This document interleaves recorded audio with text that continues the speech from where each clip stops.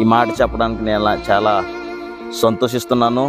రోమీయులకు రాసిన పత్రిక 14వ అధ్యాయము 11వ వచనంలో ఈ విధంగా రాయబడి ఉంటుంది. ఏమనంటే, నా తోడు ప్రతి మోకాలును దేవుని ఎదుట వంగును, ప్రతి నాలుక దేవునిని స్తుతించును అని ప్రభువు చెబుతున్నాడని రోమీయులకు రాసిన పత్రికలో వాక్యం ఉంటుంది.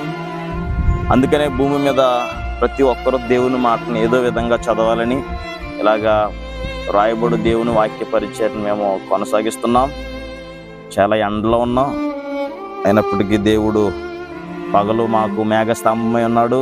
కల్వరి శిలువలో భయంకరమైన మండుటెండలో ఆయన మన కొరకు ప్రాణం పెట్టారు కనుక ఇటువంటి ఎండ, ఇటువంటి పరిస్థితులు మనకేమి అంత భారంగా అనిపించవు అండి. ఈ వాక్యం ద్వారా అనేక మంది రక్షింపబడేలాగున ప్రార్థన చేయండి. దేవుని వాక్యము జీవం కలిగినది. ఈరోజు రాస్తున్న నేను ఎలాగ బ్రతుకున్నానో, వాక్యం వింటున్న నీవెలాగ బ్రతుకున్నావో, దేవుని వాక్యం కూడా అలాగే బ్రతుకుంది. దేవుని వాక్యము జీవం కలిగినది. కాబట్టి ప్రతిరోజు బైబిల్ చదువుతూ ఉండండి. దేవుడు మిమ్మల్ని దీవించును గాక. ఆమేన్. నా బలమంతా